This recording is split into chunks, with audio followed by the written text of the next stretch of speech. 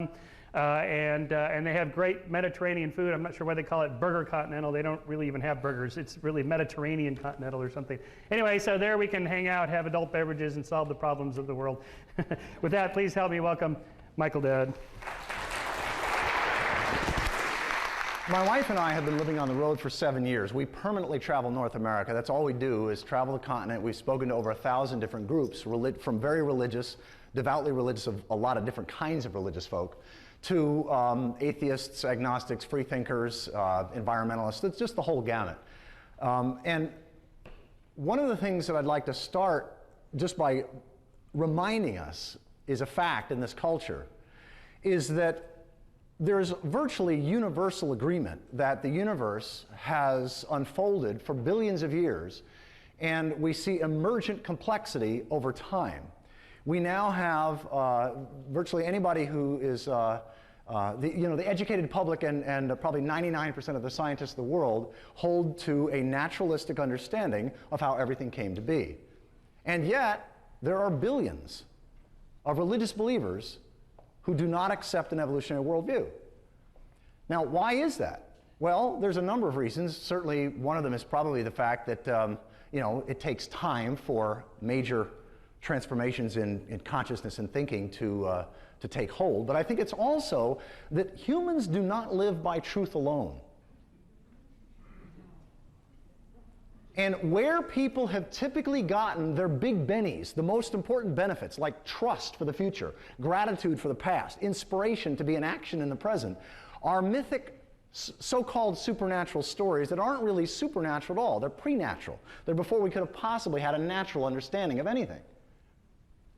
And so what I'll be sharing with you is both what I would offer to an audience like this, but also I'm going to share some slides that I do specifically in a religious context, so you can get a sense of how I talk to devoutly religious people about evolution, because ultimately what I'm trying to do in a nutshell is help religious people of all different religious backgrounds come into a naturalist, empirical, evidential worldview.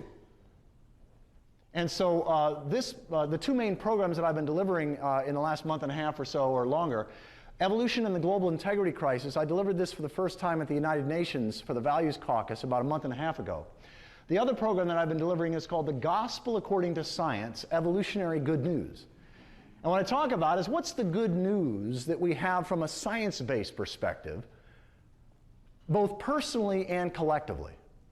Does science offer a worldview that's inspiring, individually and collectively? And both of these are based on the points that I make in my book called Thank God for Evolution, How the Marriage of Science and Religion Will Transform Your Life and Our World. Now here's the side of our van where we got the Jesus and Darwin fish kissing. We spent a month down in Texas recently. Got some interesting looks down in Texas. Had some interesting gestures flashed our way. We pulled into Lawrence, Kansas, and this biology professor looked at the side of the van and he goes, "Oh, great, you just piss everybody off." Here we are in front of the Creation Museum, the new museum just south of Cincinnati, you know, where they believe that the juvenile dinosaurs were with Noah on Noah's Ark. They had a security guard watch us the whole 2 hours that we were there. You don't know about these radical evolutionaries. So my wife, as Michael mentioned, my wife Connie's a science writer. She's written 4 science books, From Gaia to Selfish Genes and Evolution Extended are both MIT Press books. The Ghost of Evolution was Amazon.com's top recommended science book for 3 months when it came out in 2001. Green Space, Green Time, The Way of Science is really the spirituality of science. Not spirituality in anything woo-woo or otherworldly, but in terms of simply our communion with the whole of reality. An evolutionary ecological spirituality. Now, have any of you seen this image yet? This is one of my favorite images of all time. This is an uncolored, touched up photo from the Cassini mission.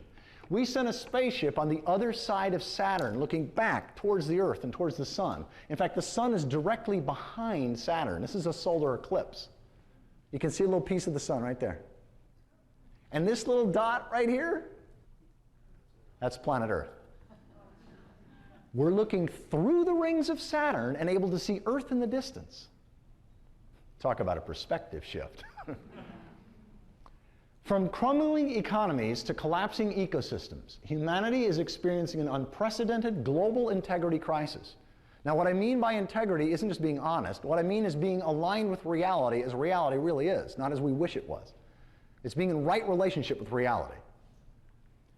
The lack of an evolutionary worldview made the current crisis inevitable. This is the claim I'm making, that the lack of an evolutionary worldview made the current crisis inevitable, and a deep-time view of human nature, values, and social systems provides a clear and inspiring way forward. Now, one of the things that I've been criticized for over the years, accurately, is that I try to cram too much stuff into a single program. So I'm not going to do that tonight, this afternoon. At the end of the program, I'll talk for about 5-7 minutes about the DVDs that we sell. So if you want to go more deeply into these ideas, you can know what we've got. But all I'm going to do today is talk about human nature, the nature of integrity, and the trajectory of complexity. What is it about human nature and the trajectory of complexity that can give us a profoundly hopeful way of thinking about the future and our place in the universe, so that it makes it almost a no-brainer in terms of what it means to be in integrity, not just individually and families and, but nations, our species. What does it mean to be in ecological integrity as a species? Now, the first thing I want to talk about in terms of our nature is to talk about the nature of language. Day language and night language reflects our daytime and nighttime experience, and as we all know, the two are very different. We do things at night in our dreams that we just can't do or wouldn't do during the day. We fly. We turn into other creatures or have conversations with boulders or with animals. We walk through walls. We do all kinds of things at night in our dreams that, could we do those same things during the day, we'd all be having supernatural or miraculous experiences every day. But we don't call our dreams supernatural, nor do we call them miraculous, although we do sometimes call them bizarre. But your dreams are only bizarre if you're judging your nighttime experience by daytime standards. When you're in the middle of a dream, it's not bizarre, it's just your dream. In fact, about a month and a half ago, I had a dream that I could jump 100 yards. I literally jumped the whole football field. And I was like, whoa, man, not too many people can do this. And then I woke up. Wasn't quite as impressive. Day language reflects our daytime experience. It's just factual, descriptive language. It's what science specializes in. It's just descriptive, factual, measurable language.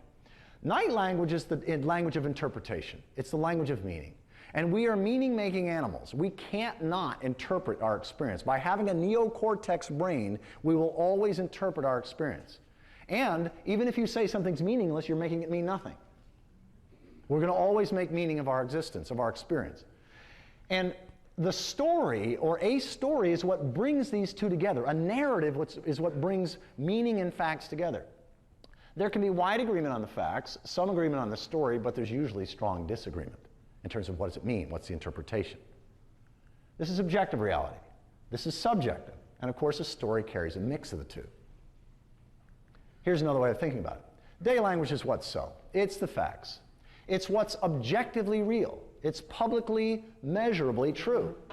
Night language is, what does it mean? What's the interpretation? It's what's subjectively real. It's personally and culturally truthful.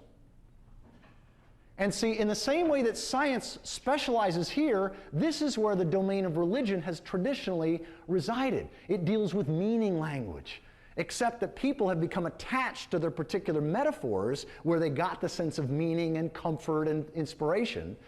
And now science can give us as deeply meaningful a worldview, but it still is interpretive. We can't not interpret. And all cultures, there's not a single culture anywhere in the world that doesn't have a creation myth or a creation story that explains the big questions. Where did we come from? Why are we here? Where's everything going? And why we're special as a people? There's thousands of creation myths, creation stories. And they all use a blend of day and night language. You know, for example, that you're in the realm of night language. If what you're reading about or hearing is something that could happen to any one of us at night, but isn't likely to happen to us during the day. For example, a talking snake in a garden. That's an experience that any one of us could have at night, right? Snakes talk to us at night. But if you were to leave here and go to your car and a snake met you at the front door of your car and started talking to you, my hunch is probably the first thought that would cross your mind is, okay, who slipped me the LSD? Right? we don't tend to have experiences of talking snakes during the daytime. But that doesn't mean that story's not true. It means that story may be speaking cosmological truth. That is, it may be saying something metaphorical about the nature of reality and my relationship to it, yet it's doing so using the metaphor of a talking snake. We did a program a couple of years ago where there was a woman who was a biologist, came up to me afterwards, and she said, Michael, she said, I was trying to read to my 5-year-old daughter a few nights ago at bedtime, and she said, I decided I was going to try to read some nonfiction at bedtime. And she said about 20 seconds into it, she said, my daughter stopped me and said, no, no, no, Mommy. She said, that's a daytime book. Read me a nighttime book, Mommy. Out of the mouths of babes. Humans have always been confronted by an undeniable reality, birth, death, the forces of nature, the laws of the universe, and so on, that we could neither predict nor control. And each culture naturally and inevitably relationalized or personified reality in different ways. And of course, people living in a lush tropical climate and people living in a harsh desert climate are living in a radically different world. So the metaphors that they would use to describe the nature of reality would be different. I mean, for example, let's say we on this side of the room had never experienced sheep. Well, the Lamb of God wouldn't be a part of our tradition. Right? If we over here had never experienced the political reality of a king, the kingdom of God would be an utterly foreign concept. You know, we'd tell stories of lotus blossoms or whatever was a part of our experience. So all religions make sense given the different bioregions and cultures in which they emerge. That doesn't mean they all make sense if you interpret their core doctrines as true in a day language, factual, natural way. But if you interpret their doctrines as saying something in a night language way that's meaningful about the nature of reality, they all make deep sense. Reality is something that every plant, every animal, and every human being cannot not experience, inwardly and outwardly. See, it doesn't matter whether you believe in reality or not. In fact, one of my favorite quotes from Philip K. Dick, he says, reality is that which when you stop believing in it doesn't go away. And that's what I'm pointing to from an evolution theology perspective. I'm not talking about some being up there, out there somewhere. I'm talking about a personification of reality. Connie and I, for example, have personified North America as Nora. We've been living all over Nora for the last 7 years, and we say we're falling ever more in love with Nora. Now, does Nora really have a personality? No, of course not. But I'm telling you, I promise you, we have a more meaningful relationship to this continent because we've mythologized it. Now, the interesting thing about human nature is if we did this and then my children did this, it wouldn't take more than 3 or 4 generations for people to say, yeah, great-grandpa believed that there was a spirit that overlooked the continent. See, Poseidon isn't the spirit of the ocean. Poseidon is a personification of the oceans. Imagine that you live before we knew about glaciers. Before we, for example, 17 times in North America, the glaciers have come south and the glaciers have come back, right? And when the glaciers come south, they carry boulders with them, and then when they go back, they deposit these boulders. So, 500 years ago or 400 years ago, if you ran across a boulder in the middle of a field, how would you say how it got there? What would you talk about? How would you talk about it? You would have had to have some meaningful story. Anything this cool or this weird or this interesting is going to have some story attached to it. And my hunch is, God did it. Probably would have been the way most cultures would have talked about how that boulder got there 400 or 500 years ago. Right? Now, one culture might imagine God as an eagle that dropped it from the sky, or a turtle that brought it up from the ocean, or a loving king or a father that brought it in on a chariot. Now, those different cultures use different analogies or metaphors, different night language, to describe the nature of ultimate creativity or ultimate reality. But God did it, probably would have been the way most cultures would have talked about how that boulder got there 500 years ago. The words God and evolution are pointing to the same divine creative process. Both answer the question, how did we get here? How did everything get here? One uses the night language of religion, and the other the day language of science. And of course, one's a hell of a lot more specific. How it happened, measurably.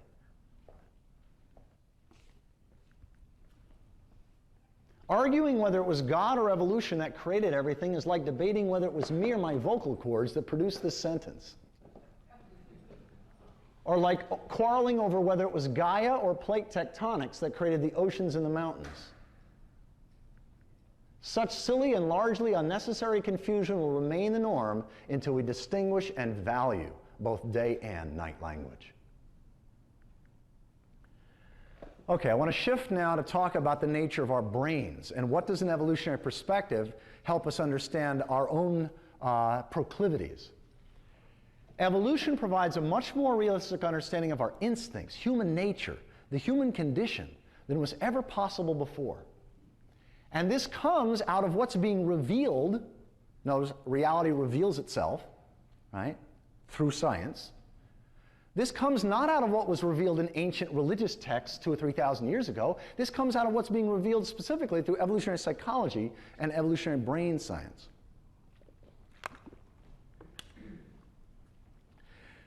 Probably the two most respected evolutionary theorists alive today are E.O. Wilson, Ed Wilson at Harvard, and David Sloan Wilson at Binghamton. Oh, by the way, I just want to put in a plug.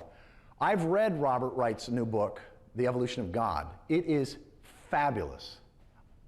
If it does half as well as his other two books, it's going to change the world because it's about the naturalizing of God. It's about the, I think it's going to be one of the leading books in what's called religious naturalism because he takes the evolution of our God concepts, our concepts of reality. It's a profound, excellent book. So David Sloan Wilson's got this great quote. He says, our unique attributes evolved over a period of roughly 6 million years. They represent modifications of great ape attributes that are roughly 10 million years old, and mammalian attributes that are roughly 245 million years old. We also harbor vertebrate attributes that are roughly 600 million years old, and attributes of nucleated cells that are perhaps 1.5 billion years old.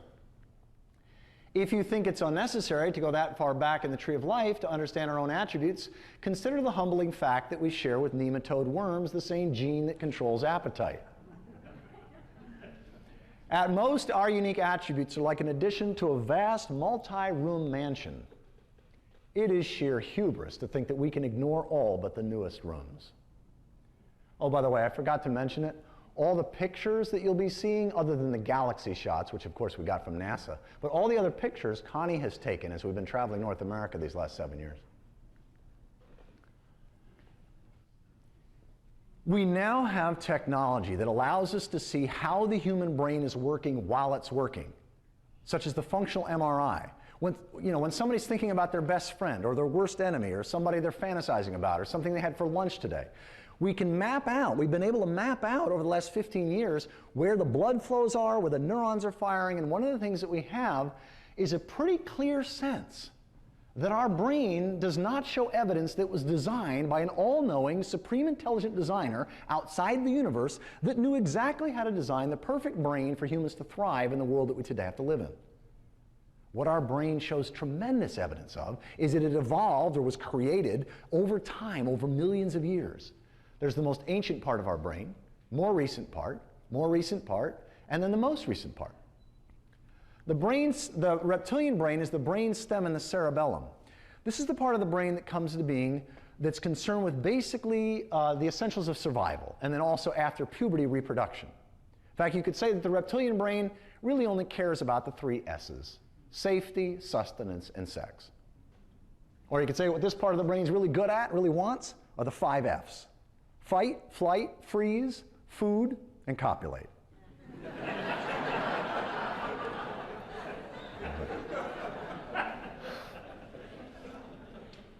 The new mammalian brain, this is the limbic system, the hippocampus, the amygdala, the hypothalamus.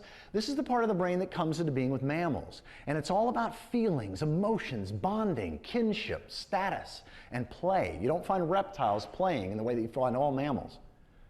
Also, reciprocity. If I'm nasty to you, guess what? You're instinctually going to want to be nasty back. But if I'm kind and generous to you, you're pretty much naturally going to want to be nice back. It's one of the reasons why it's so important to have laws in place that we can't give politicians significant gifts. Because even if this part of the brain thinks they won't feel indebted, this part of the brain can't not feel indebted. The new mammalian brain, the neocortex, only 2 new drives come into being with the neocortex: the drive to comprehend and the drive to predict. Now, comprehend and predict for what? Like, why would evolution produce an organ that was really good at comprehending and predicting? So these parts of the brain can get what they want more effectively. It's why we are masters of self-deception. We are absolutely brilliant at rationalizing. See, I can deceive you so much more effectively if I've already deceived myself. In fact, Jonathan Haidt, who wrote a book called The Happiness Hypothesis, he likens these two parts of the brain to an elephant. And this part of the brain he likens to a rider on top of the elephant. Now think of a huge elephant with a little bitty rider on top with reins. The rider thinks it's in control. But the rider is only in fact in control if the elephant doesn't have strong desires of its own. Like, let's say the elephant wants to go in that direction because there's an elephant that it's attracted to in that direction, or because there's food or water in that direction. The rider has to do one thing. There's one thing that the neocortex can't not do. It will always interpret its experience. And so let's say the elephant wants to go in that direction. The neocortex will always say something like this: we're going this way because, and the because may have nothing to do with why the elephant's going that way. Makes sense of some of our experience. And then the neocortex, or the prefrontal cortex, is the most recent part of the brain. This is the part of the brain that's concerned with good judgment or poor judgment. It's the last to develop in young people. See, parents know this. It doesn't fully develop until the age of 23 to 25. It's also where our sense of the divine, or our sense of ultimate reality or ultimate wholeness is. If you ask somebody who's hooked up to a functional MRI machine to think about their marriage vows or what they're most committed to, this is the part of the brain that's stimulated. It's also where our commitments and declarations and promises are generated. Now, I'm pretty much using standard day language to talk about this. Okay, this is the way any scientist would talk about this stuff. But Connie and I discovered about 4.5 years ago that if you want young people, like high school students and college students, religious people, and especially grade school kids, to think this stuff is cool and talk to their peers about it, day language is not going to cut it. We need some night language help. So we created some night language animals to help us out here. So we've got our lizard legacy, our furry little mammal, our monkey mind, and our higher porpoise.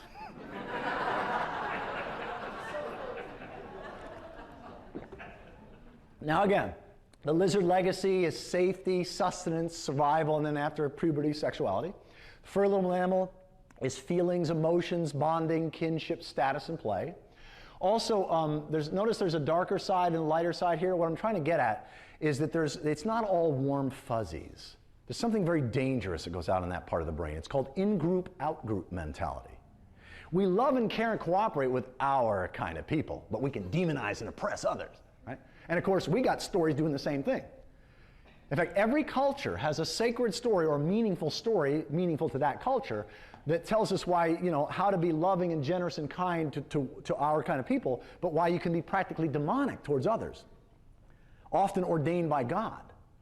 In fact, okay, now I'm not picking on any one group here. Please hear this. This is true for all cultures, but I'm going to use an example that we're all familiar with in the West. The 10 Commandments. Thou shalt not kill. Commandment number 6. Who did that apply to? Other Hebrews. It was okay to wipe out the Philistines, right? 20 million Canaanites, destroy them all. Thus saith the Lord. Okay, now, I'm not picking on the Jews or the Hebrews. Please hear me. This is true for all cultures. But that's going on in this part of the brain. The monkey mind is a term that comes out of Buddhism. The monkey jumps from branch to branch, eats a little fruit, eats a little fruit. It's like our rational verbal part of the brain. We're rarely in the present moment for very long. We're thinking about the past. We're worried about the future, right? It's one of the reasons why our meditation and mindfulness practices, our contemplative practices, are designed to help still that ongoing verbal monkey mind and help it stay in the present moment a little bit more often. And then, of course, our higher porpoise is our sense of higher purpose. It's our sense of, God's will, our higher power, our vows and commitments and declarations and all that kind of stuff. Now, one of the things that's going on in terms of the paleomammalian brain, the furry little mammal, is that we cooperate with people. This is what Robert Wright's work is so brilliantly talks about. We cooperate with people at ever wider scale over time. We enter reciprocal cooperative relationships with people that aren't kin. There's no genetic relationship. And social hierarchies are very important to mammals. We sometimes don't think they are for humans, but they are. And you can't understand the current housing crisis if you don't understand, in part, McMansions as a display of status. Understanding our instincts can help us understand some of the things that we find problematic and challenging about ourselves and each other. And it's when we understand our instincts, we gain, it's like a window of insight into why we struggle with certain things, why we're tempted by certain things, why we fall to certain things, why some of our family members are struggling with certain things. And the saving good news, the gospel, to use that kind of religious night language, is that we can move beyond denial, judgment, or even wrestling with, to appreciate the fact that we all have an unchosen nature. We all have inherited proclivities. We have aspects of ourselves that we didn't choose, we just find ourselves this way. Why? Because it makes really good evolutionary sense that we are this way.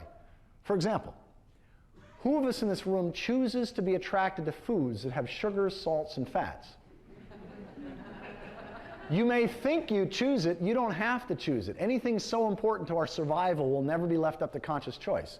It's hardwired. And the reason is because for 99% of human history, it wasn't easy to find sugar, salts, and fats. So having a craving for these things allowed our ancestors to survive long enough to reproduce. Yet today, it's very easy to find sugar, salts, and fats, yet we still have these cravings. Now, there's a mismatch between the world that we have to live in and the world in which our instincts evolved to serve us in. In fact, I can say something with mathematical certainty in this room. None of us, not a single person in this room would be alive today if some of our ancestors weren't really, really good at putting on weight and holding on to that weight through the harsh winters, through the droughts, through the lean times. In fact, the humans that couldn't do that got lost to the gene pool. And our ancestors were so generous, they passed those genes on to us. It's our unchosen nature. Right? Did you know that there's a scientific correlation between the amount of testosterone in a human organism and how much that human being, men and women both, and how much that human being tends to take risks and how much they tend to think about sex? In fact, there's a woman, a friend of mine in California. Now, this is a female. This is up in San Francisco Bay Area. She had to wear testosterone patches. She was on hormonal therapy. And she told me, she said, after 2 days, she said, I couldn't stop thinking about sex. She said, is this what guys have to deal with? Well, the answer is yes, actually it is. And it's not just guys. See, women also have testosterone, and some women have a lot more of it than others. Now, typically, men have 20 to 50 times the testosterone that women do. But some women have a lot of testosterone.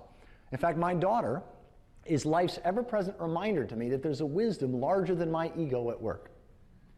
I was a peace advocate for most of my adult life. You know what my oldest daughter does in the world?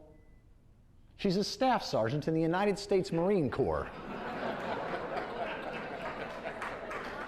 Not only that, but my daughter is the second woman in U.S. history to be on the all-Marine wrestling team. That's right, my baby girl wrestles for the Marine Corps and kicks butt. And her pacifist daddy is so damn proud of her. But here's the interesting thing. When there's a rise in status, testosterone levels rise. And this is true for all men, gay and straight, and it's also true for about 40% women. It's not true for all women, it's only true for about 40% women. But it's true for all men. When there's a rise in status, there's a rise in testosterone. And remember before I said you can't not interpret your experience, you're always going to make meaning of your experience simply by having a neocortex? So let's say you've got a great relationship to your spouse, your partner, right? There's no temptation. It's easy for you to be in integrity, and all of a sudden you get elected into public office. And it doesn't even have to be governor of New York. It could be your school board, right? In any way where there's a rise in status, or you become the vice president of your corporation, or you become ordained, or you become a judge, or whatever. And wherever people are looking up to and admiring you where they weren't looking up to you before, for all men and many women, testosterone levels shoot sky high. And you're going to interpret it somehow. So let's say you got a great relationship to your spouse, no temptation, and all of a sudden you become the vice president of your corporation and you got sex on the brain. What if you interpret that maybe something's wrong with your relationship to your spouse or your partner? After all, why would you all of a sudden be dreaming or fantasizing about this other person? Or maybe you're filled with guilt and shame, and you interpret that the reason you're having these immoral thoughts is because your great-great-great-great-great-great-great-grandmother ate an apple. Because she was tempted by a snake in a garden. Or maybe you're a real spiritual person and you pray and meditate a lot, and you interpret that it's God's will that you hook up with Sarah Jane over here. In other words, how you interpret your experience is going to make an enormous difference, not just in the quality of your life, but how you impact others. If you haven't already done so, please turn off your cell phones. When I wrote my book, this guy was in the news, Ted Haggard, president of the National Evangelical Association, a megachurch pastor, right? Preaching boldly against gays and lesbians while seeing a gay massage therapist, and it turns out another guy on the side. And then, of course, our nation was obsessed for a year over President Clinton and Monica Lewinsky. And then before that, it was Jimmy Swaggart and Jimmy Baker, remember the televangelists? And of course, I remember seeing a review of a book that was done a few years ago in terms of the sex lives of presidents, like how many of them, the vast majority, had affairs, right? When I wrote my book 2 years ago, I said this. I said, so long as religious and political leaders continue to ignore our evolutionary heritage and thus do not put into place structures of support that can withstand the high dosages of testosterone that high status and power necessarily confer, then there will be no hope for a less calamitous future. Now, wasn't it Henry Kissinger who said the greatest aphrodisiac of all is power? This is what he was getting at. Now, I wrote this 2 years ago. What have we seen in the last 2 years? Well, we've got our governors of New York here, our foot-tapping senator, the mayor of Detroit, presidential candidate, and there's a couple of new ones I didn't even have room to put here. And see, the thing is, most of these guys believe in original sin. They believe in the fall of Adam and Eve. But believing in a mythic night language concept, no matter how accurate, and understanding that mythology or that night language in a day language, factual way, are two very different things. One can give a whole lot more freedom than the other. What this means, among other things, that we can expect to encounter difficulty with self and others, in part because we have deeper drives that have their own agenda. Now, I need to make sure I'm not misunderstood here. I am not saying that the evangelicals get to say, the devil made me do it. And we liberals now get to say, my lizard legacy made me do it. No, I'm not saying that at all. Because it may not be your fault, but it is absolutely your responsibility. It is each of our responsibility. Nobody gets off the hook. This doesn't make it easier to be out of integrity. In fact, in my experience, it makes it infinitely easier to stay in integrity. In fact, let me tell you a true story. When the New York Times Magazine did a feature article on my book about 11 months ago or so, 10 months ago, they interviewed an 81-year-old guy who had come to my program at a Unitarian Universalist church in northern Florida. He comes up to me at the end of my sermon where I talked about the brain science during the Sunday service, and he comes up to me and he's vibrating. The guy's so excited. He says, Michael, I got to tell you something I've never told anybody. Now, I don't know about you, but when somebody who's 80 years old is going to tell me something they've never told anybody, I'm all ears. I was like, please tell me. He said, in 1973, I became the vice president of my corporation. Now, it turns out this was a huge corporation. This was a major rise in status. Okay? He said, I had no idea why my life began unraveling almost immediately until your sermon. He said, I had been married for 13 years. I had never betrayed my wife. In fact, I had never been seriously tempted. He said, within 6 months of my promotion, he said, I had 5 affairs. None of them knew about each other. My wife didn't know about any of them. He said, it ultimately cost me my marriage. It cost me my job. And he said, I've been living with the guilt and the shame of this for 35 years. I haven't told anybody until I'm telling you right now. Can you imagine the freedom that this guy must have felt? In fact, he told me, he said, it feels like I can let go of the boatloads of self-judgment and guilt and start cleaning the messes up. And to his credit, he did. Between Sunday morning, which is when I did the sermon, and Tuesday night, which is when I did the evening program, kind of like I'm doing here, he called his ex-wife. He told me, he said, I was in tears. He said, I apologize for being such a deceptive, lying sack, came back to integrity. To use Christian night language, he came back to Christ. He came back to integrity. And I found out 2 months later from his roommate that his depression of the last 14 years had lifted. He wasn't even on the medication anymore. Now, he wasn't a Christian. He was a humanist. He was an atheist. But he said it feels like a born-again experience. He says, it feels like I've got a new lease on life, and here I am 81 years old. What did I do with my little clicker?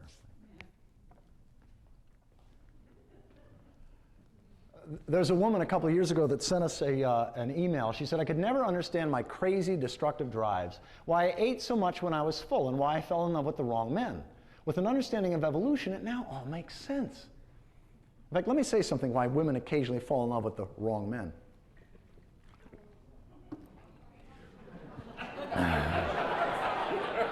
Did I seriously someone say, uh-oh?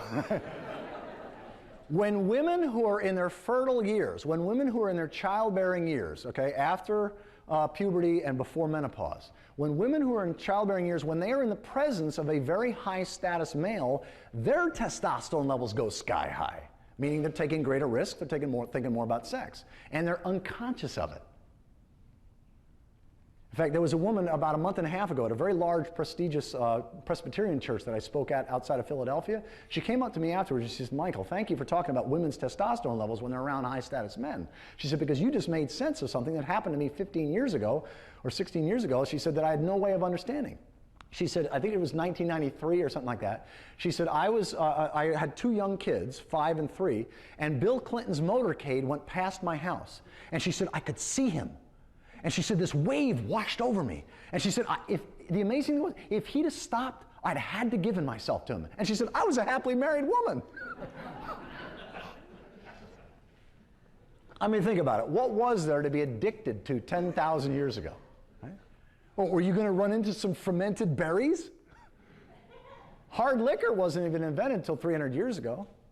And yet today, we've got all these activities and substances, drugs, alcohol, tobacco, caffeine, shopping, video games, TV, and a whole lot more that we can be so easily addicted to. I mean, 10,000 years ago, if a gorgeous, if a healthy heterosexual man had some woman looked at you lustfully, you were probably supposed to act on it. Yet today, in the privacy of our own bedrooms and our offices and our cubicles and our laptop computers, we can be exposed to images that our brain didn't evolve to deal with. It's not a surprise that we find internet pornography is such a big issue. Now, mind you, these are rock formations. And Connie took the pictures.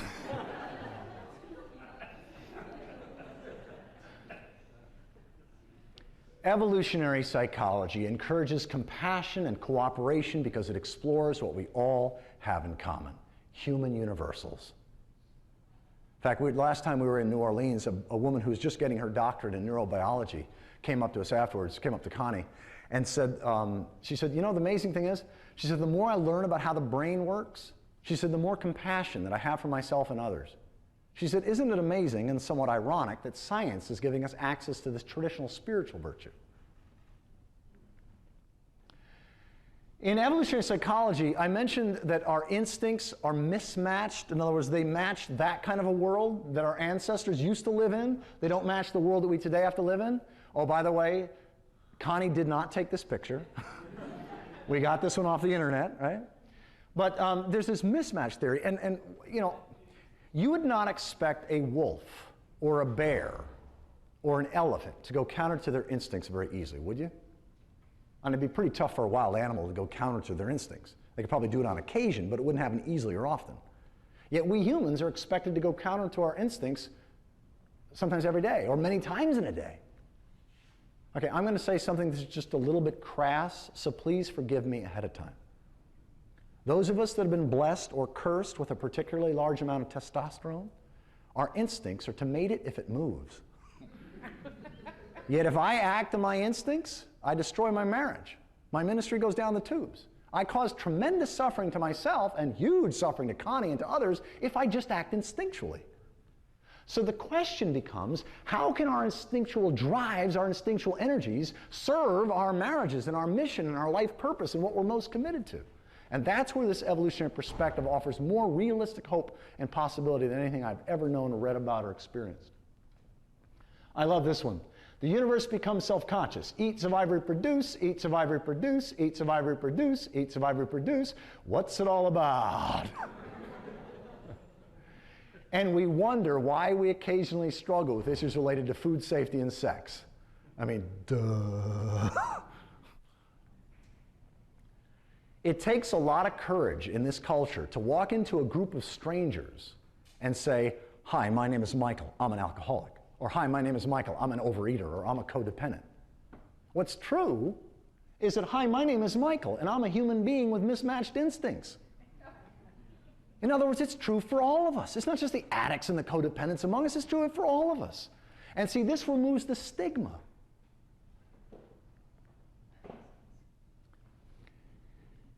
Interpreting the insights of evolutionary psychology and evolutionary brain science religiously, we vitalize, we realize, that is, we make real in a measurable way why it is that we and our loved ones struggle with unwanted habits and why our most important relationships can be so challenging. See, this realizes ancient religious concepts such as the fall of Adam and Eve and original sin.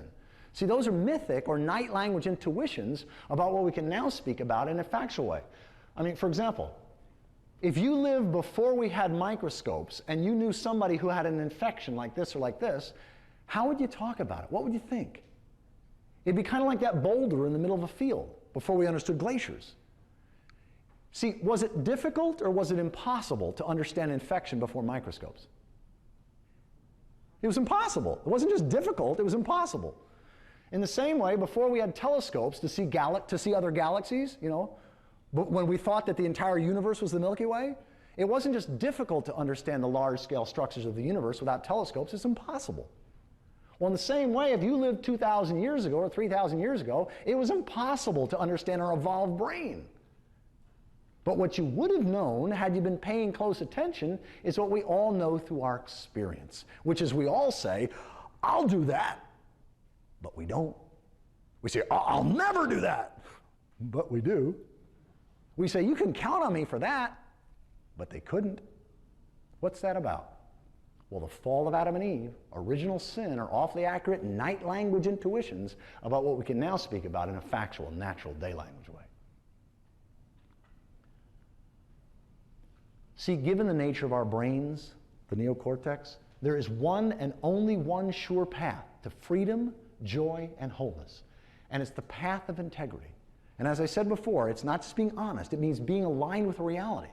In fact, in my book, I spend 2 chapters talking about what does it mean for individuals and families to be in deep integrity. And because all of us have left a wake, all of us, by just doing what's natural, by doing what's instinctual, we've all left a wake. We've harmed people, we've betrayed people, we've just left a wake.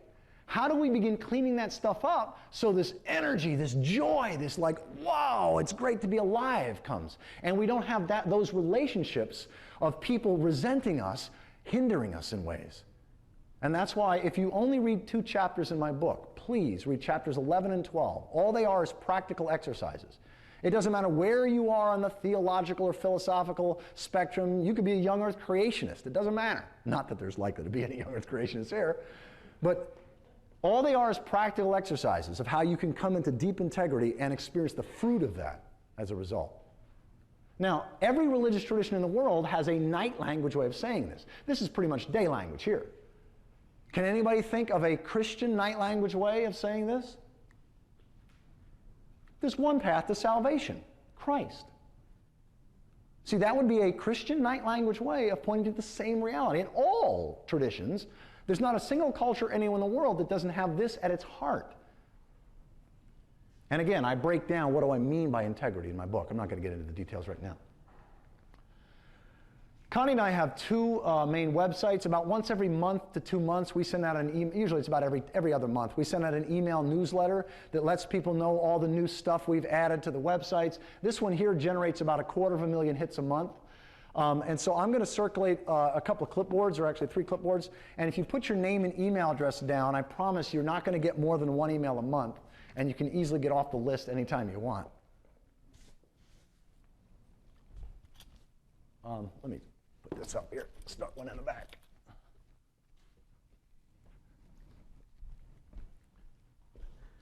So what I want to conclude on is I want to talk about the nature of complexity emerging over time.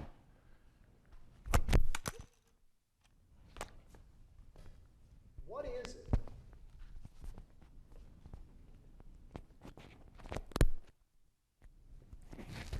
What is it about the nature of complexity over time, this emergent perspective, emergent creativity? I mean, I'm going to make the case that theism and atheism are outdated, misleading, and unnecessarily divisive concepts.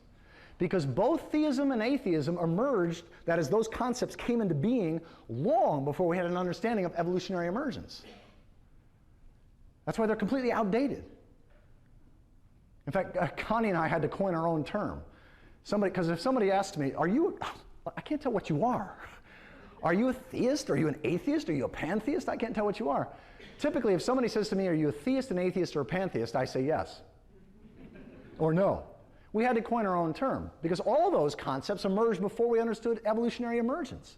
So I created my own term. I say I'm a creatheist, and my wife Connie, she's a creatheist. Now we spell it the same way, we mean the same thing by it, we just pronounce it differently. I'm a creatheist and she's a creatheist. And it's not a belief system. You don't have to believe anything. It's a total naturalistic perspective, but it is grounded in our best understanding of evolutionary emergence.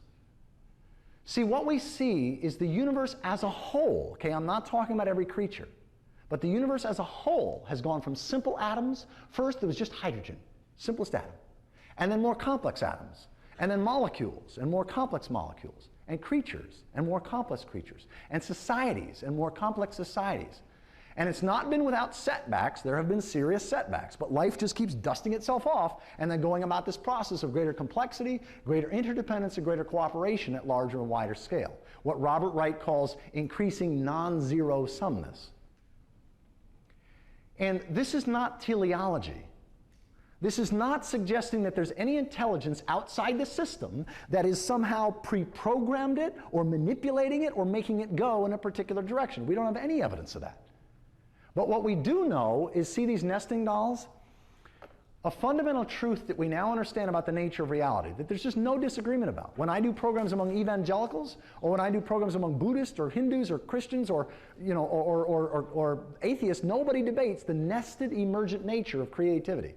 Subatomic particles within atoms, within molecules, within cells, within organisms, within planets, within galaxies. Is at all nested levels, every level can create. Every level can bring something new into existence that didn't exist before. Stars are creative. We've known this since 1957. The periodic table of elements were created inside stars, other than hydrogen and a little bit of helium at the beginning. Of course, helium is also created inside stars. But molecules in community are also creative. Hydrogen and oxygen come together, water's created. So creativity exists at all nested levels, and from this perspective, God or the goddess or Allah or Wonkin Tonkin or any other divine name is a mythic personification of ultimate reality, the one and only creativity that includes everything else yet transcends everything else. In other words, the only reality that's not a subset of some larger, more comprehensive creativity or more comprehensive reality. It's what the Stoic Greeks refer to. See, you don't have to use divine language. You don't have to use God language. The Stoic Greeks referred to ultimacy as cosmos, a proper name, an I-thou relationship. Not the cosmos, little c, like the stool. No, then it's an object, then it's a thing. No, cosmos, a living being that they were a part of. In other words, they personified reality as cosmos. See, we are a subset of the whole. We can't step outside the whole of reality to examine it. So we have to use analogies and metaphors to describe the nature of ultimacy.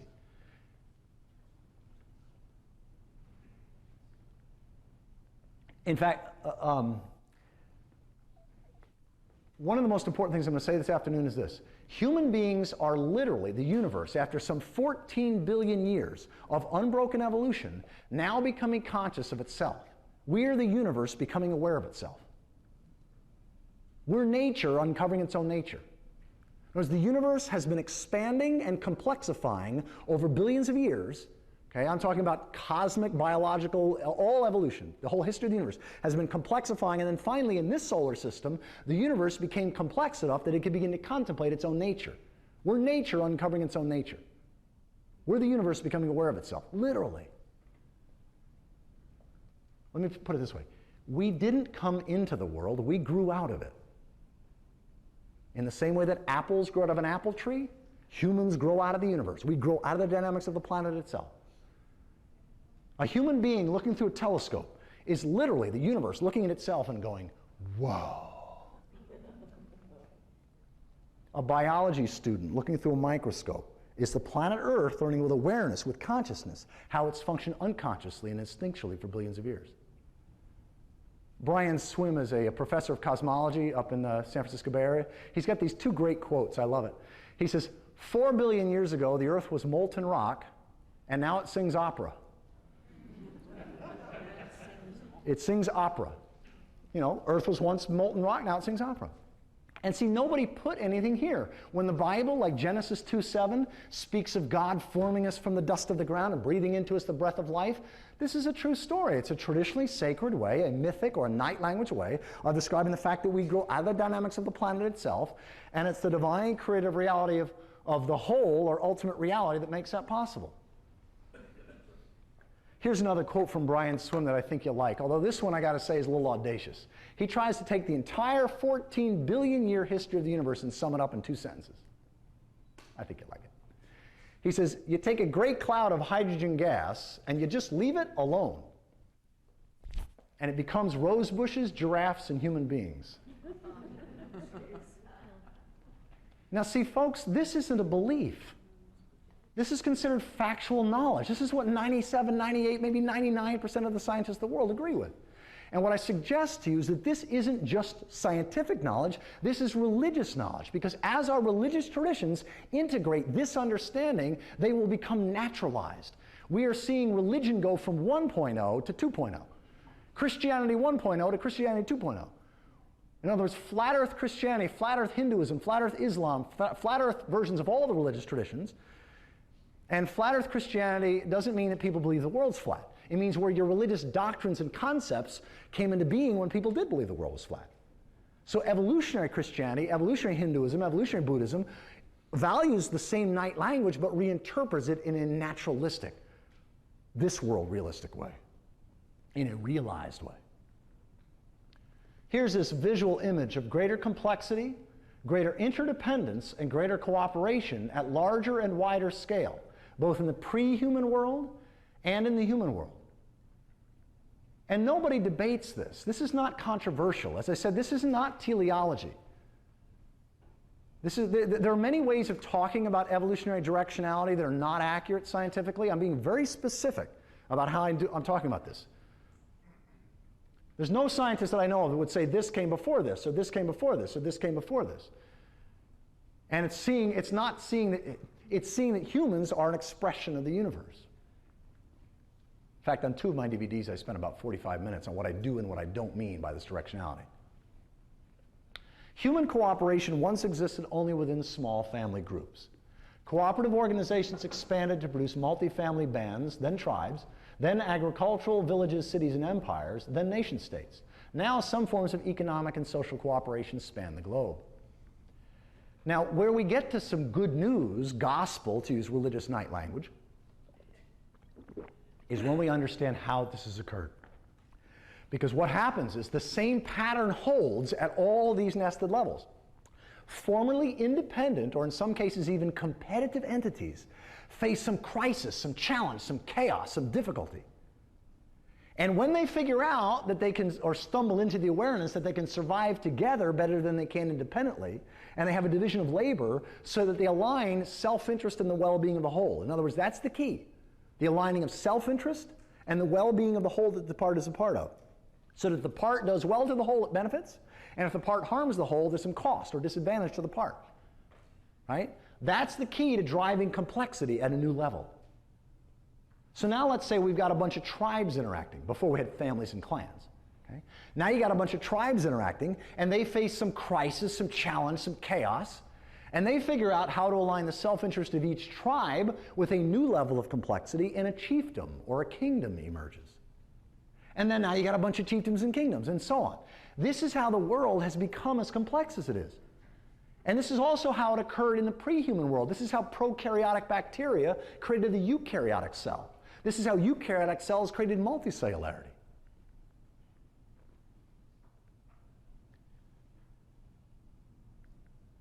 Until we see the entire history of the universe as scripture, and what I mean by scripture is simply guidance, and create laws and incentives that align the self-interest of people and organizations with the well-being of the body of life as a whole, that is our planet's self-interest, we will continue to toxify the air, water, and soil, drive other species to extinction, and be hounded by religious, political, social, and economic crises. In my opinion, nothing is more important than aligning the natural self-interest of individuals, corporations, and nation-states with the well-being of the planet, so that individuals, corporations, and nations that do well to the larger common good benefit, and the more good they do, the more they benefit, so they're incentivized to do as much good as possible.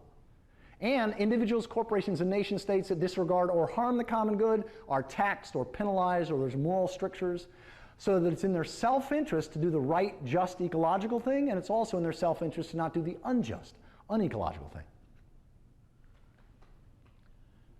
In fact, I would argue that these are perhaps the two most vital questions for the 21st century.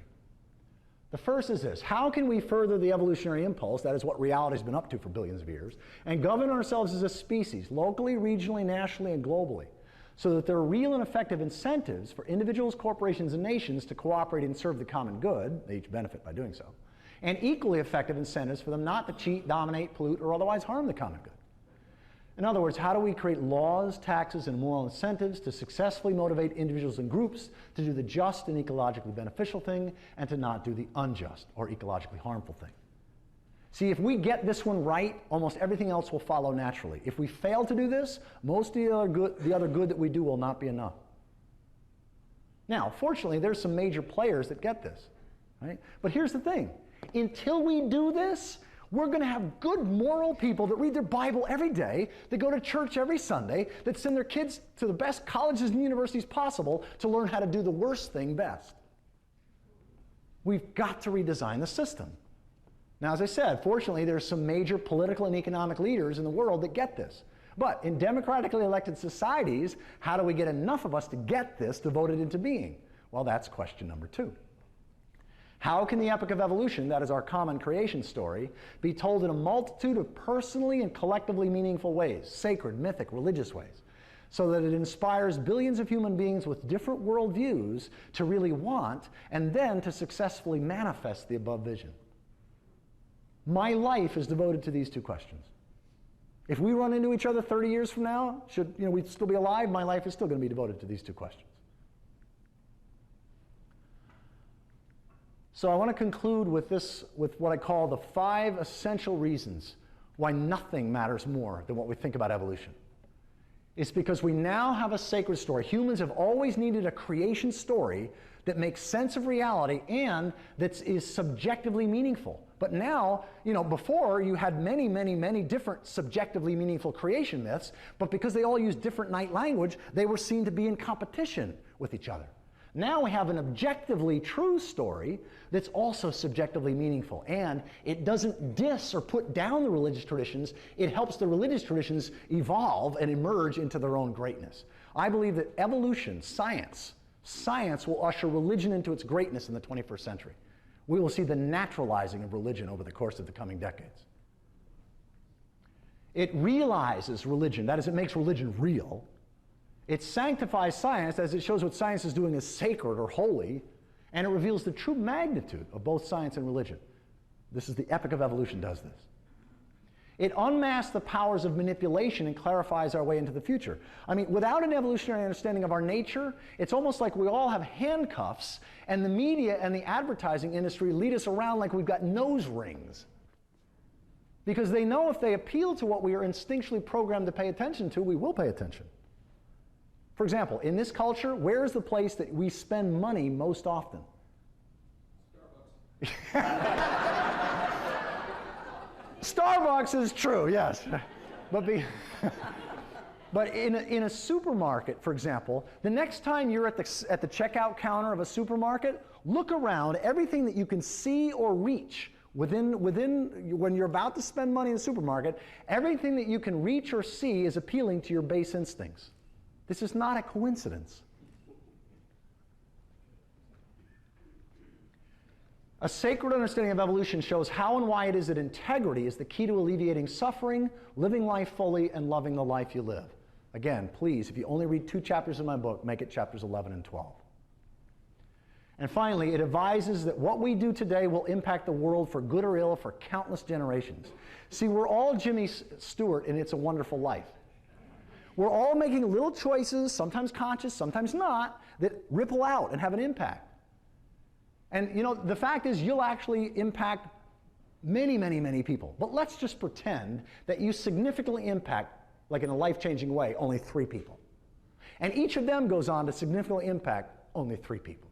But one of them goes on to impact 30 million people who would not have been impacted positively if you had made your little difference over here. It's called the butterfly effect in chaos theories. The butterfly's wings in Hong Kong can affect the weather in New York. And it's the ripple out. We can never predict how the ripples out go. And the good news, the gospel here, the good news is that it's not just your good works.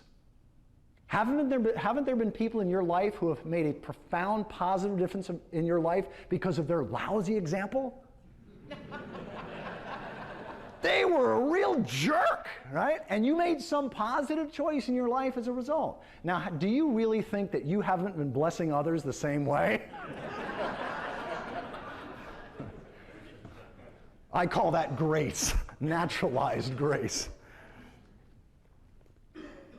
Until we come to see through sacred deep time eyes, atheists and fundamentalists will continue to blame each other for the world's ills.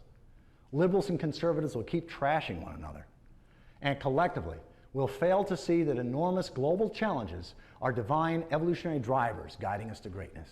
And what I mean by divine is that it evokes creativity. Whatever people have meant throughout history by the word God or the goddess or any other divine name, at the very least what they're pointing to is the creator. That is how it all got here, how creativity occurs. And let me conclude on this note. One of the things that we know about evolution is that the universe is not just a friendly, happy, put on a smile, isn't it a nice day, it's all wonderful kind of place. There's chaos and destruction and breakdown and violence and extinctions. In fact, you can't even have a universe without this destructive, chaotic side.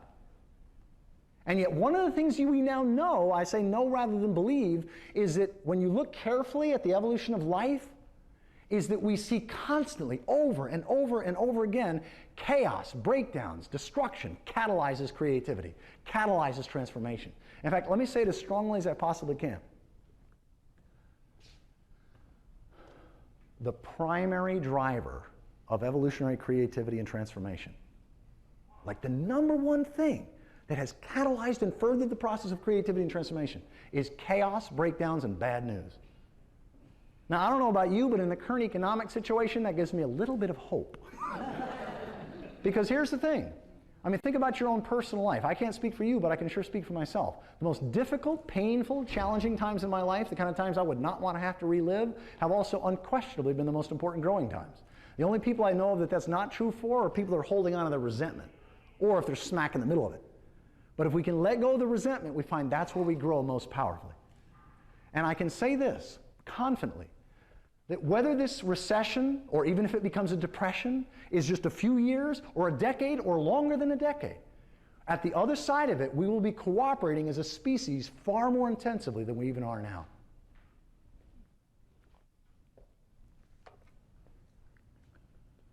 No matter what our attempts to inform, it is our ability to inspire that will turn the tides.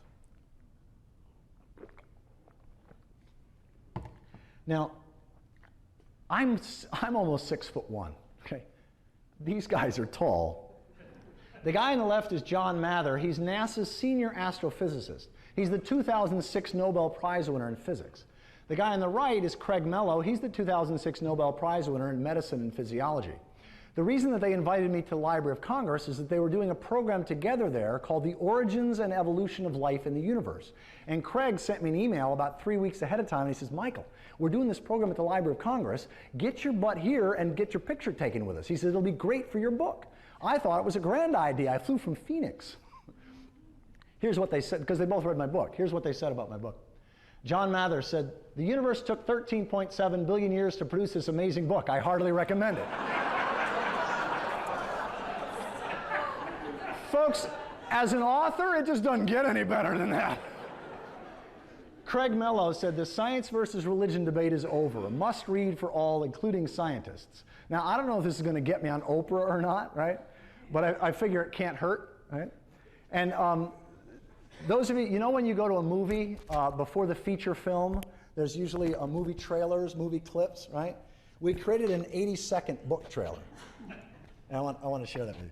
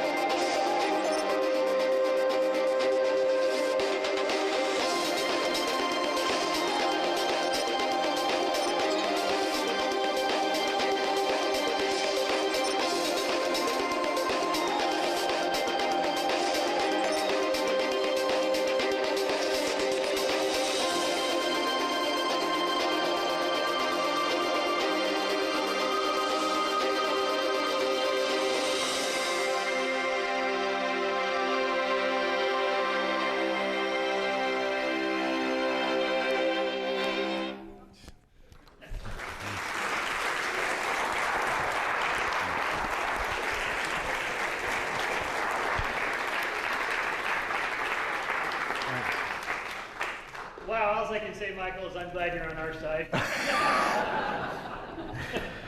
So we have time for, we have a few minutes for questions. I'll let you field. Yeah, right up here. Yeah, you. First, thank you for what you're doing. I love it. Could you talk a little bit about how you get yourself invited to speak with fundamentalists and sort of literal interpretive stuff? Yeah. And then secondly, how they react. Yeah. We go wherever we're invited. As I said, I've spoken to more than 1,000 different groups. But basically, our website is designed to make it really easy for people to invite us. Now, I don't get invited. Any minister that believes that evolution's of the devil, that all the evils of the world can be attributed to Darwin, doesn't invite me into his church. It's usually him. Right? So I only occasionally get invited into a progressive evangelical setting or a progressive Pentecostal or whatever setting. It's rare. Most of my presentations are in more moderate to liberal settings, both Catholic and Protestant and many other religious traditions as well, and much more liberal settings like Unitarian Universalists. And in fact, I had a reporter in Dallas, Texas ask me, he says, hey, I see on your website that you've done an awful lot of Unitarian Universalist churches. Why is that? I said, because that's the low-hanging fruit. It's the easy pickings when it comes to evolution. Oh, yeah. Yeah. Yes? I'm just curious if you're familiar with Nancy Murphy at Fuller Seminary, and she's a theologian debunking the whole soul-body divide and dualism. And that sounds great. I know of her. I've not met her yet. Yeah. Yeah. Actually, a woman. We've got several men who've been speaking. Any woman? All right. Yeah. Why are there so few people doing what you're doing? Why are there so few people doing what I'm doing? It's a great question. I don't know. First of all, living on the road. I think I'm the richest man in the world. That I get to live with this amazing woman, Connie Barlow, who's well respected as a science writer, a real leader in this movement, and somebody who loves me deeply and who wants to live this radical lifestyle. There's probably not too many women that would want to live their life on the road. So certainly that aspect of the lifestyle, I don't know. But I've had a number of people tell me, Al Gore did his slideshow, and then it got replicated, and now he's got like 1,000 people that are trained to deliver his program. Maybe I'd love to have a lot of people out there kind of giving this sort of program. Yeah. Is there no woman in the audience? Yes. I'd sort of like to answer your question. I think it's time for you. I think you're the tip of the spear. I think this will happen without you, but a heck of a lot slower. So thank you for just speeding up the process. I think now with Google and the internet and just the information that is as intense as this, and it can get slowly read and taken off. I think a lot of us who were raised religious see that, hey, I'm also getting a lot of biology that makes perfect sense. How am I going to bring these two things together? And that what you're saying, it's just time. Yeah, thanks. Michael, could you take these lights off for a second? Yeah. Yes. I know, I got special privileges here. I second that heartily, and I look forward to buying your book, website, all that, sharing the news amongst my family. I've got a cousin and a lot of scientists in my family who are atheists, and I wondered if you speak to a lot of scientific audiences and what kind of reception you get, because I think if the scientific community starts to see how the myth can interrelate. Yeah, I do occasionally get it. For example, I'm delivering a keynote at a fairly major scientific conference in a couple months. I was invited. I had a great experience in Hawaii, the first international conference on the evolution of religion. And there were 60 academics, all these mostly guys, a few women, but that were studying religion from an academic perspective, from an evolutionary perspective. And most of them, of course, were humanists and atheists. They weren't particularly religious people in themselves. And I was one of 5 keynote speakers, and Daniel Dennett was the keynote speaker the night before me. And I quickly had assessed that most of these people were not religious. So just before Dan Dennett spoke, I said, now I want to speak to the humanists and the atheists in the crowd, and I realized that's most of you. I said, if I saw the title of tomorrow night's program called Thank God for Evolution, I'd probably go have a beer, which of course you're entitled to do. But I said, my promise is this: if you come on a scale of 0 to 10, 0 meaning this is the worst crap you've ever seen, you disagree with everything, 10 meaning this is the best program you've ever seen, you agree with everything, if it's not at least an 8, I'll buy you a drink afterwards. Well, all of the scholars showed up. Their wives showed up. There was about, or husbands. There was about 85 people that showed up, and I lost 2 drinks. Yeah. And I did have a couple people come up to me at the bar and say, you know, Michael, I really thought your program was great, but you know, I can't give it more than a 7.9.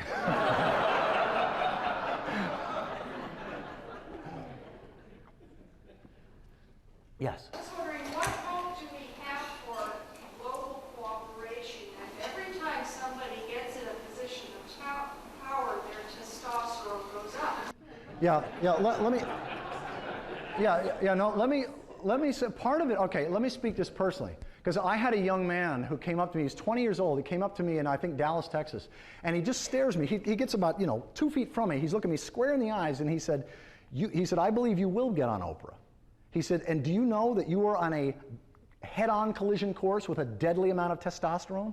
And I said, yeah, I do know that. And I have structures of support in place. I've got 5 men in my life that whenever now I've got a phenomenal relationship with my wife at every level.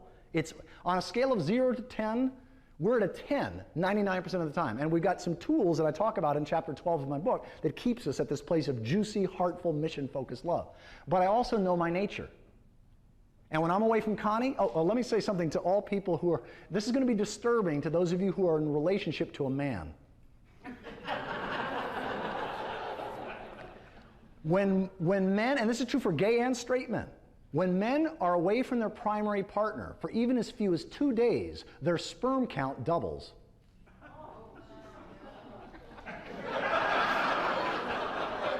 And again, this makes evolutionary sense, right? It's kind of like women around high-test status men, right? For millions of years, if you were a female of childbearing years, who were the men you could count on to protect your, so on there.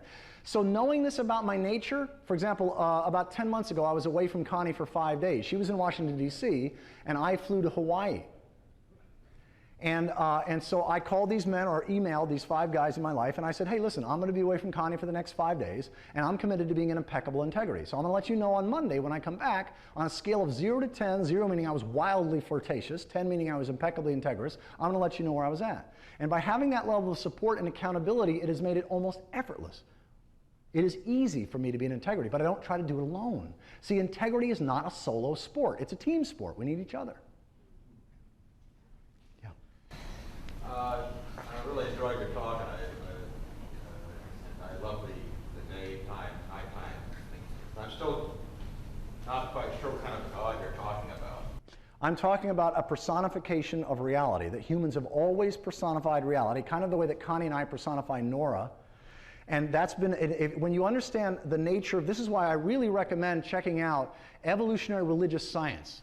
David Sloan Wilson is kind of a key figure, and he's now connecting scholars around the world on an understanding of our brain from an evolutionary perspective. And it's innately human to personify ultimate forces and realities. And that doesn't mean we have to do it today, but it's why it's been done. But I'm not meaning anything supernatural, anything otherworldly, anything mystical, woo-woo, or anything else. Yes? Bringing cultural and political institutions into alignment with our nature. But what's the next step?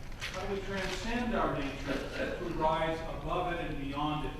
And then what is the good? What is the object? Yeah, great question. The main program that I delivered for almost 3 years deals with that. Let me just take a couple minutes to just talk about this. Tell me a creation story more wondrous than that of a living cell forged from the residue of an exploded star. Actually, can you cut that light, please? Anybody, any way to cut that light? Oh, yeah, great. Tell me a story of transformation more magical than that of a fish hauling out onto land and becoming amphibian, or that of a reptile taking to the air and becoming bird, or that of a mammal slipping back into the sea and becoming whale. Surely, this science-based culture of all cultures can find meaning and cause for celebration in its very own cosmic creation story. Do you know where I found this quote? 10 years ago, it was on the cover of the National Membership Magazine of the Unitarian Universalist Association. Somebody gave me a copy, and I was so blown out of the water, I was so impressed with that quote, I decided I'd track down and marry the author. And folks, that's a true story. So this is the book of Connie's that we have with us here, Green Space, Green Time. As I said, it's the spirituality of science. It's one of the leading books in what's called religious naturalism. If you want to explore this kind of a sacred way of thinking about evolution more deeply, and especially if you want to share this perspective with others very, very inexpensively, what we most recommend are our DVDs, and we say inexpensively, freely burn as many copies of these as you want. We have up on the website, each of these is 4 hours of our best programs, and we give you the rights to make copies, and we have the covers up on the website. So if you have a color printer, you can print off the covers. Now, the main program that I delivered for almost 3 years is on both of these, so there is an overlap. The second 2 hours of this and the first 2 hours of this are the same program. And it's called Beyond Sustainability, an Inspiring Vision of the Next 250 Years. This is what gets at the question that you were just asking. What is it that we can expect in the next minute on the cosmic century timeline? Because if you compress the 14 billion year history of the universe into 100 years, like if 14 billion years equals 100 years, every minute on the cosmic century timeline is only 250 years. So think about it. If we've got 100 years of trends and patterns and tendencies to study and to learn from and really understand, do you think there's a few things that we might be able to say with some degree of certainty about what the next minute might be like? Well, I'd hope, otherwise we're in serious trouble and we haven't been paying close attention. And it's a very hopeful perspective. I spent about a half hour on this chart here talking about what I do and don't mean by directionality. Many people have said that this is the most hopeful material that I've offered in the last 7 years. I compare how the mechanistic paradigm, that is the idea that nature's like a complex clock and God's the clockmaker, that worldview couldn't have existed before clocks. It came into being in It's amazing, some people don't think about this. It came into being in 1543. There was a 150-year period of scientific and philosophical revolution, an early Enlightenment phase. This is when hard liquor was invented. Hard liquor? You don't know what I got in here, do you? Conservative backlash, chaotic intensive phase, and this 40-year period here between 1760 and 1800, huge systemic change, both in Europe and on this continent. And this emergent paradigm that I've been talking about today is going through an almost identical process. And if this pattern repeats, which right now there seems to be every evidence that it will, in the next 40 to 50 years, I believe we will see the kind of major changes that we saw during this 40-year period.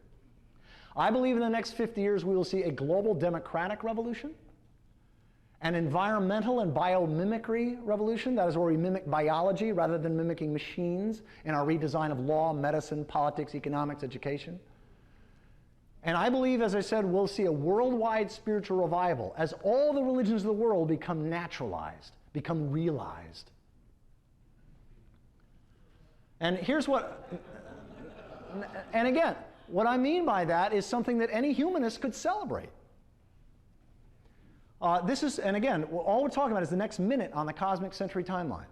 These aren't the challenges that we might have to deal with. We're going to have to deal with these things. And then what are the things that we may or may not have to deal with? But by God, if we have to deal with any of these things, it's going to be huge. This is the scary stuff.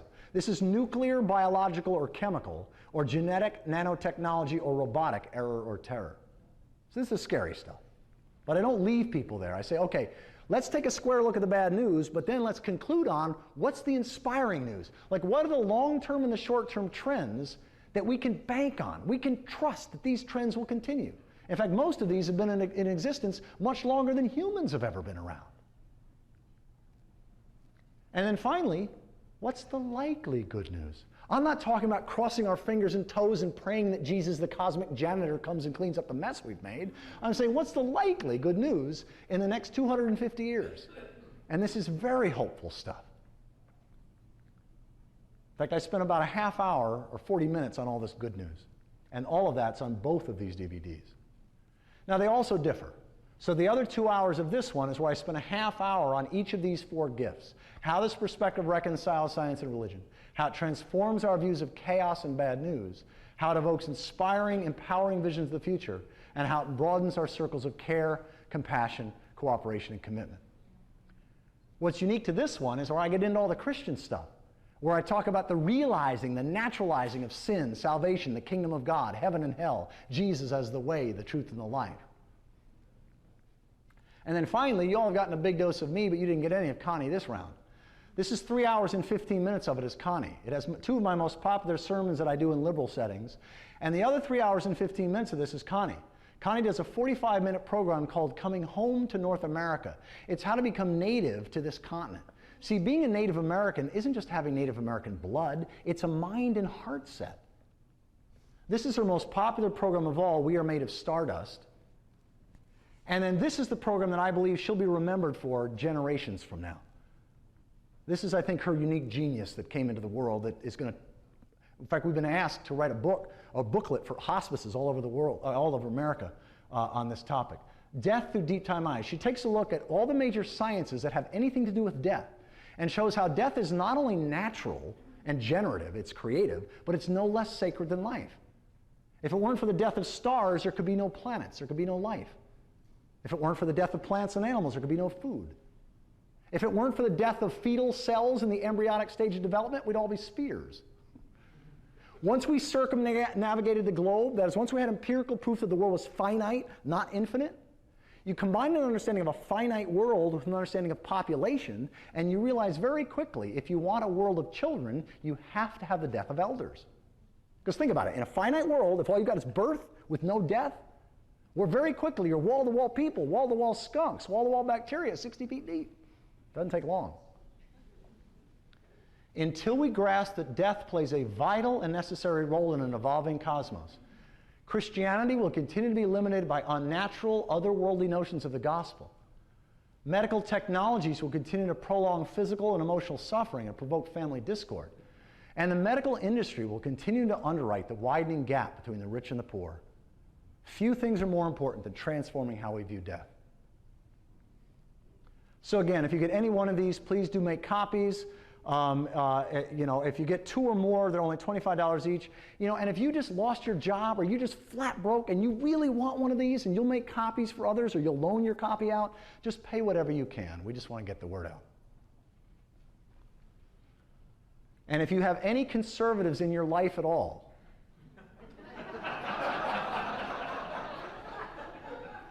refer them to this, just tell them to put best evolution resources in Google. My page is the top thing that comes up. And it's the best resources that I know of in the world for helping in a kind of a gentle way religious people come into a naturalized worldview. I'd like to close with a quote. This quote will give you a sense of why Connie and I have been living on the road for 7 years, and why we probably will live on the road the rest of our lives. And it goes like this. It's from Brian Swim. He's the cosmologist that I quoted earlier. I am convinced that the story of the universe that's come out of 3 centuries of modern scientific work will be recognized as a supreme human achievement. The scientific enterprise's central gift to humanity. I'm convinced, he says, that the story of the universe come out of 3 centuries of modern scientific work will be recognized as a supreme human achievement. The scientific enterprise's central gift to humanity. For the first time in human history, we finally have a creation story that's not tied to one cultural tradition, nor to a political ideology, but instead gathers every human group into its meanings. We are in the midst of a revelatory experience of the universe that must be compared in its magnitude with those of the great religious revelations. And we need only wander about telling this great story to ignite a transformation of humanity. Connie and I have taken that last sentence very literally. Thank you.